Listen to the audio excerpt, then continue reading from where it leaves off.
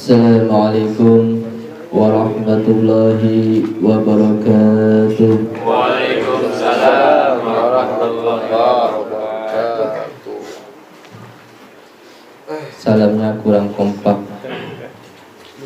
Yang jawab salam akan ditambah istrinya.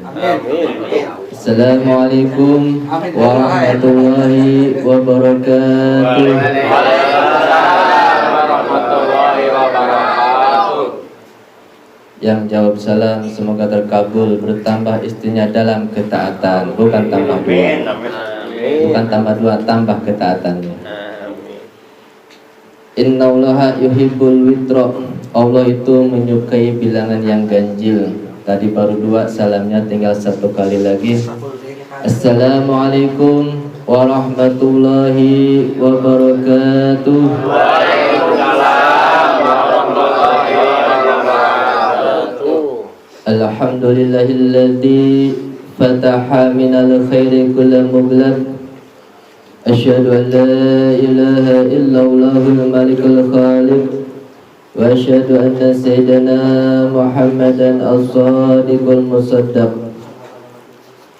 Allahumma sholli sholatan kamilah wa sallim salaman tama ala sayyidina Muhammad alladhi tanhallu bil uqad wa tanfariju bil qurab wa tuqda bihil hawaij wa tunalu bihil ragaib wa husnul khawatim wa yustasqal ghamam bi wajhil karim wa ala alihi wa sahbihi bi adadi kulli ma'lumin lak amma ba'd. Yang saya hormati para asatid, yang saya hormati jamaah Jalsatul Khamis dan Jalsatul Isnin, khususan yang saya hormati Sohibul Bait, yaitu Ibu Sukinah sekeluarga. Mari kita di dalam malam yang berkah ini memanjatkan puji dan syukur kita kepada Allah Subhanahu wa taala, yang mana alhamdulillah kita semua diberikan taufik hidayah sehingga kita semua masih bisa melaksanakan majlis rutinan kita. Salawat dan salam semoga tercurah limpahkan kepada orang yang akan menyapati kita di hari kiamat, yaitu Nabi Muhammad SAW, kepada keluarganya, sahabatnya, dan kita semua selaku umatnya. Amin ya Allah ya Rabbal Alamin. Para jamaah semuanya, alhamdulillah kita semua telah masuk di bulan suci, yaitu bulan Rabiul Awal, yang mana bulan Rabiul Awal ini merupakan bulan dilahirkannya Nabi Muhammad SAW pada waktu itu. Yang mana di dalam bulan Maulid ini, marilah kita meningkatkan kecintaan kita kepada Nabi Muhammad SAW. Kecintaan kita kepada Nabi Muhammad SAW merupakan kesempurnaan iman. Sebagaimana Nabi Muhammad SAW bersabda, la yu'minu ahadukum hatta akuna ahabba ilaih min waladihi wa walidihi wan nasi ajma'in. Tidak sempurna iman salah satu di antara kalian sehingga aku menjadi paling dicintai oleh kalian daripada anak kalian, daripada orang tua kalian, daripada manusia semuanya. Harus Kanjeng Nabi paling dicinta oleh kita semua. Pahala cinta ini luar biasa pahalanya. Orang yang pemuda mencintai seorang wanita pasti akan berbuat sesuatu apapun. Mungkin anda pergi ke waktu belakang, pada waktu muda anda bagaimanakah kepada istri anda? Masya Allah, pasti akan berkorban demi mendapatkan cintanya yayangku. Begitupun kalau kita cinta kepada Nabi Muhammad SAW, maka kita akan berkorban untuk beliau. Kita akan mentaruhkan apapun yang kita miliki untuk beliau Nabi Muhammad SAW. Yang penting gembira. Orang yang mencintai beliau akan dikumpulkan bersama beliau. Alangkah indahnya kalau kita dikumpulkan bersama Nabi Muhammad SAW. Tidak ada tempat yang indah bagi orang yang mencintai Nabi terkecuali di surga. Kenapa? Karena Nabi ada di surga. Pada suatu waktu ada seseorang datang kepada Nabi Muhammad SAW. Ya Rasulullah, mata sa'ah. Ya Rasulullah, kapan hari kiamat? Masya Allah, ini orang alangkah beraninya berkata kepada Nabi Muhammad SAW, kapan kiamat? Apabila Rasulullah SAW berkata, berpidato, berceramah tentang hari kiamat, maka para sahabat akan meneteskan air mata.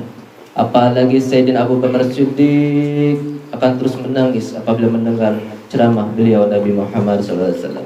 Tapi orang ini bertanya, kapan kiamat ya Rasulullah? Maka Nabi Muhammad SAW menjawab orang tersebut, ma'adatta laha. Apa yang kamu persiapkan untuk nanti di hari kiamat? Hari kiamat itu hari yang panjang, hari yang selama-lamanya. Kamu tidak akan kembali kepada dunia. Kamu selama-lamanya di akhirat. Apabila kamu masuk neraka, maka selama-lamanya kamu masuk neraka. Apabila sudah terhapus dosanya, mungkin bisa keluar. Apabila kamu sudah selamat di surga, gak akan keluar.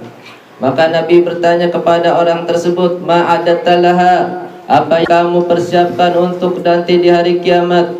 Maka orang tersebut menjawab, ma'adattulaha walakinni ma'adattulaha min kathri shalah wala shaum wala shadaqah. Aku tidak punya persiapan untuk hari kiamat dari banyak sholat, banyak puasa, banyak bersedekah. Walakinni uhibbullaha wa rasulah. Tapi saya cuman satu persiapan untuk diri saya nanti dari kiamat, yaitu aku mencintai Allah dan utusannya. Bagaimana jawaban Nabi Muhammad SAW? Yang mana jawaban ini adalah jawaban untuk kita semua. Jawaban sebagai kita untuk mencontohi kepada orang tersebut. Apa jawaban Nabi Muhammad SAW? Al-mar'u anta ma'aman ahbabta. Kamu beserta orang yang kamu cintai. Masya Allah. Kalau kamu beserta orang yang kamu cintai, orang tersebut mencintai Nabi, maka otomatis orang tersebut akan masuk surga. Masya Allah. Itulah pahala orang yang mencintai Nabi Muhammad SAW. Lalu bagaimanakah zaman dulu orang yang mencintai zaman dulu yang mencintai Nabi Muhammad SAW? Diriwayatkan ada seorang wanita pada perang Uhud terbunuh suaminya, terbunuh saudaranya, terbunuh suaminya. 3 orang dari keluarganya terbunuh. Tapi yang diucapkan oleh wanita tersebut apa? Ma fa'ala Rasulullah. Apa yang diperbuat Rasulullah? Bagaimana kabar kanjeng Nabi Muhammad SAW? Bagaimana kabar Rasulullah SAW? Akhirnya para sahabat ada yang berkata, khairan huwa bihamdillah kama tuhibbina. Nabi Muhammad SAW, alhamdulillah, baik-baik saja sebagaimana kamu sukai.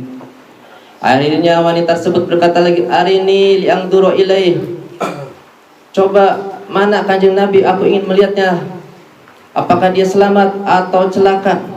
Maka tatkala wanita tersebut dibawa oleh para sahabat kepada Rasulullah, ternyata benar Rasulullah SAW selamat. Akhirnya wanita tersebut berkata, kullu musibah ba'daka jalal. Setiap musibah, yaitu terbunuh suaminya, terbunuh anaknya, terbunuh saudaranya, setiap musibah setelah melihat kamu selamat, semuanya adalah ringan. Masya Allah. Saking cintanya kepada Rasulullah, walaupun keluarganya terbunuh, tapi asal beliau Nabi Muhammad SAW selamat, maka musibah yang ia menimpa kepada dirinya katanya ringan. Masya Allah. Itulah kalau kita cinta kepada Nabi Muhammad SAW.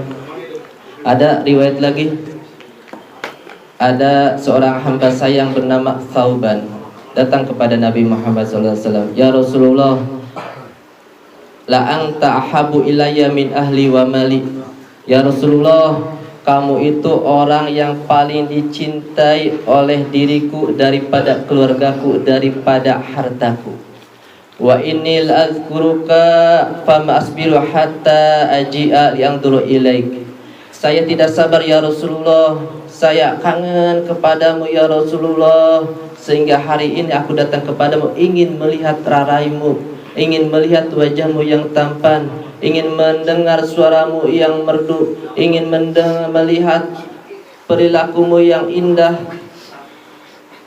Wa dzakartu mauti wa mautak, dan saya ingat lagi ya Rasulullah, aku pasti bakal mati, kamu pasti bakal mati. Wa araftu annaka in dakhaltal jannah rufita man nabiyyin. Aku tahu ya Rasulullah, kalau kamu mati nanti kamu masuk surga, maka kamu otomatis dimasukkan beserta para nabi, beserta para nabi yang lain ya Rasulullah. Wa in dakhaltu la arab. Tapi kalau saya masuk surga ya Rasulullah, saya surganya beda ya Rasulullah, saya tidak bisa melihatmu ya Rasulullah.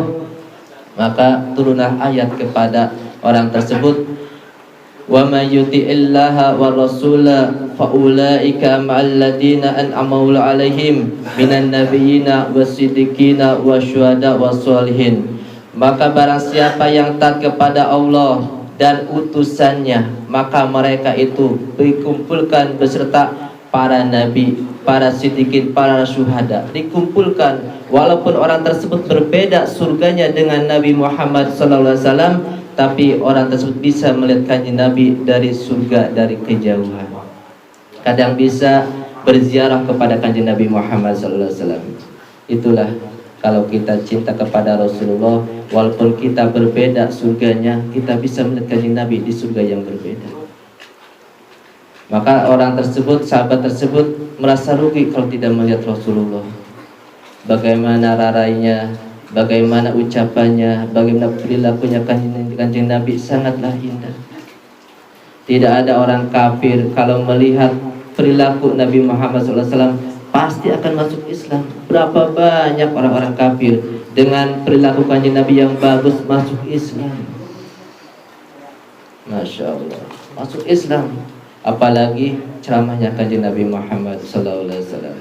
Nah, dari sini mari kita tingkatkan kecintaan kita kepada Nabi Muhammad SAW.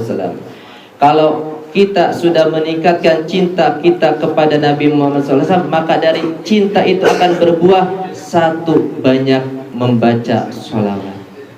Kalau kita cinta kepada Nabi Muhammad SAW, maka akan berbuah menjadikan diri kita memperbanyak sholawat. Dikatakan Rabi'atul Adawiyah membaca sholat sehari semalam 50.000 kali. Kalau secara logika 50.000 kali, bagaimana cara membacanya? Belum tidur, belum memasak, belum apa-apa. Tapi Allah memberikan kemuliaan kepada Rabi'atul Adawiyah karena kecintaan kepada Nabi SAW. Akhirnya beliau bisa membaca sholawat 50.000 kali. Al-Habib Abdullah bin Al-Haddad, beliau bisa membaca sholawat 25.000 kali. Di samping itu beliau mempunyai seorang istri, seorang anak, mencari nafkah dan sebagainya, tapi bisa membaca sholawat 25.000 kali. Karena apa? Sampai beliau bisa membaca sholawat 25.000 kali karena ada rasa cinta kepada Nabi Muhammad SAW. Kalau Anda dulu cinta kepada istri Anda, pasti banyak menyebut. Mungkin dalam telepon, walaupun kalau belum menikah telepon nggak boleh.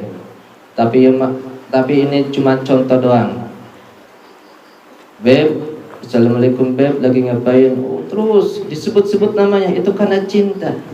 Begitupun kalau kita cinta kepada Nabi Muhammad, maka otomatis kita akan banyak menyebut nama Nabi Muhammad dengan membaca sholawat kepada Rasulullah SAW. Buah dari cinta yang kedua adalah mengikuti. Jadi utamakan cinta daripada mengikuti. Kalau orang mengikuti belum tentu cinta. Mungkin mengikuti karena terpaksa. Seperti guru, seperti seorang murid diperintahkan oleh guru. Murid tersebut menuruti kepada perintah gurunya. Tapi menuruti kepada perintah gurunya belum tentu cinta. Kenapa? Mungkin diperintahnya karena terpaksa takut kepada guru. Tapi kalau udah rasa cinta seorang murid kepada guru, diperintah, maka otomatis akan menuruti perintah guru dengan senang hati. Nah, itu harus ditanamkan kepada diri kita, itu cinta kepada Rasulullah. Baru setelah cinta akan tertanam dalam diri kita mengikuti Rasulullah SAW.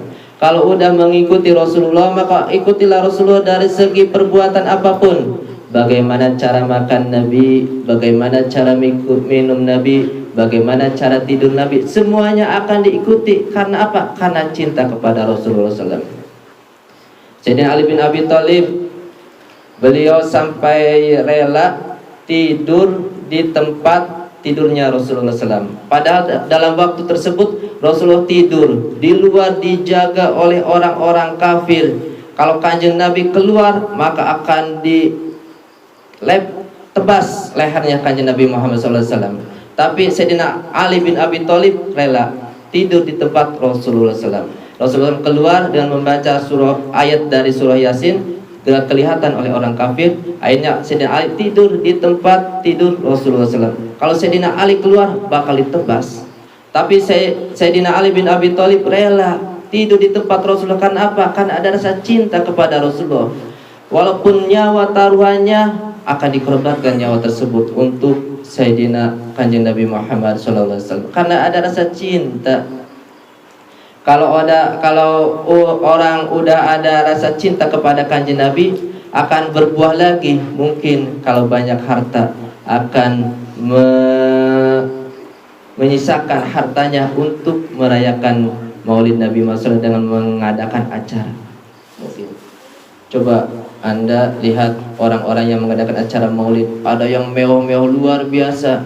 Itu jangan dinilai itu bab pemborosan, bukan.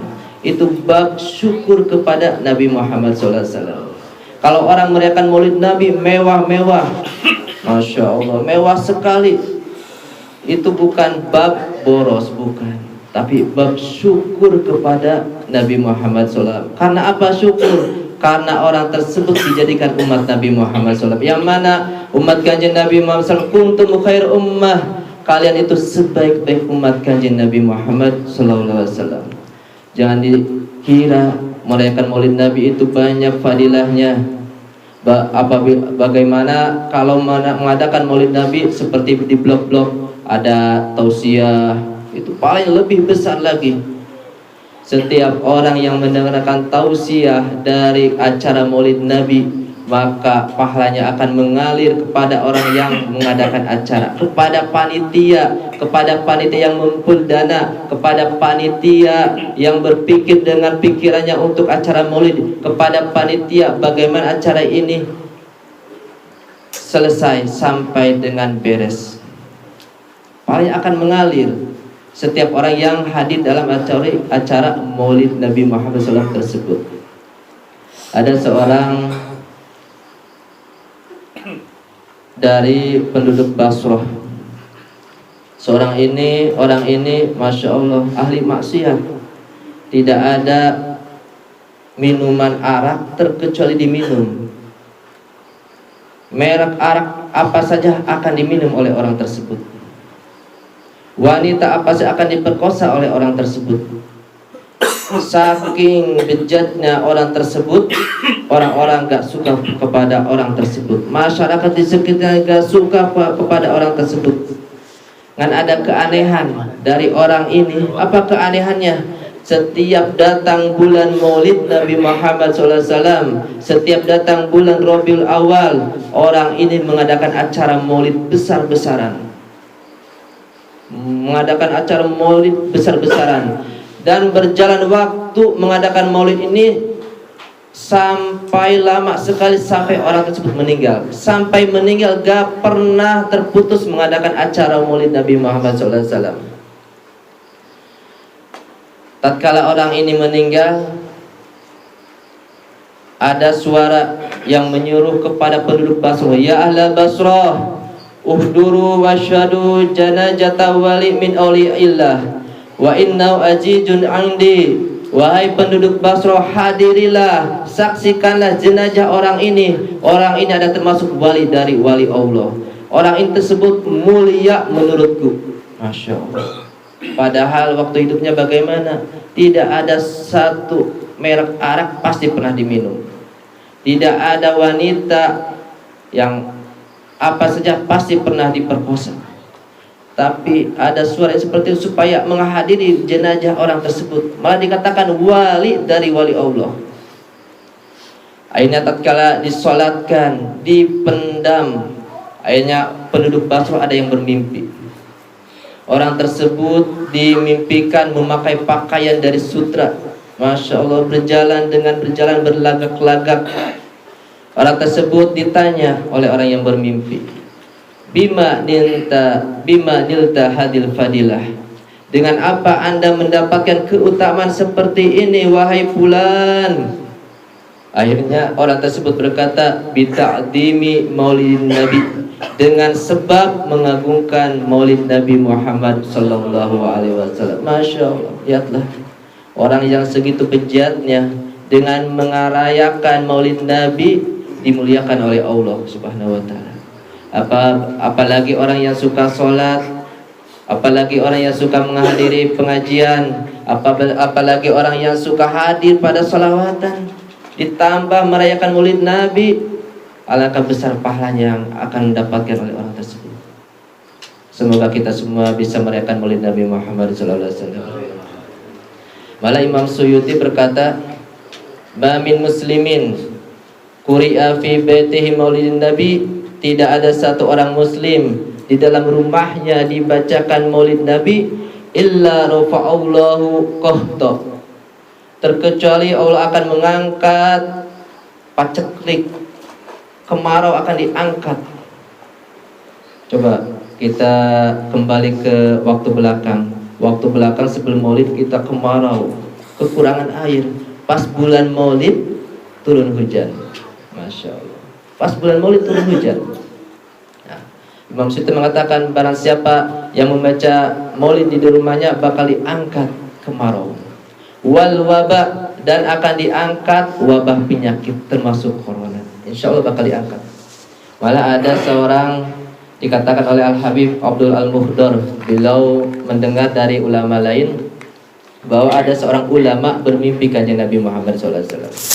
Di dalam mimpi tersebut, orang tersebut berkata kepada Rasulullah, bertanya kepada Rasulullah SAW, ya Rasulullah, dalam tahun ini ada pandemi corona. Bagaimana sih supaya umat Islam khususnya selamat dari pandemi corona ini? Akhirnya Rasulullah SAW menjawab, bacalah sholawat. Bacalah sholawat, corona akan hilang. Masya Allah. Corona akan hilang. Bacalah sholawat, corona akan hilang. Ini isyarat dari Nabi Muhammad SAW. Mari kita memperbanyak sholawat dengan niat tambah hilangkanlah corona dari negeri kita, khususnya umat Islam. Itulah keutamaan kalau kita mengadakan maulid Nabi Muhammad Sallallahu Alaihi Wasallam. Semoga dengan kita berkumpul di sini membacakan maulid, kita semua dikumpulkan bersama Rasulullah SAW. Kita semua mendapatkan syafaat dari beliau. Kita semua mendapatkan keistimewaan bisa melihat kanjeng Nabi Muhammad SAW sebelum meninggal. Semoga kita bisa bermimpi Nabi Muhammad SAW. Itulah nikmat yang paling nikmat di dunia adalah bisa bermimpi Rasulullah. Bisa bermimpi Rasulullah. Bagaimana kalau kita bisa bermimpi Rasulullah? Mungkin orang tersebut akan perilakunya akan berubah berubah drastis kalau orang tersebut bermimpi Rasulullah. Karena orang yang bisa bermimpi Rasulullah itu bukan orang biasa. Sholawatnya besar, sholawatnya setiap harinya banyak, sunah-sunahnya dipakai, menjaga mata dari maksiat dan sebagainya. Nah, kalau orang mungkin seperti itu akan bisa bermimpi Rasulullah SAW. Kalau orang bisa bermimpi Rasulullah SAW, maka mimpi tersebut adalah nyata, bukan bohong.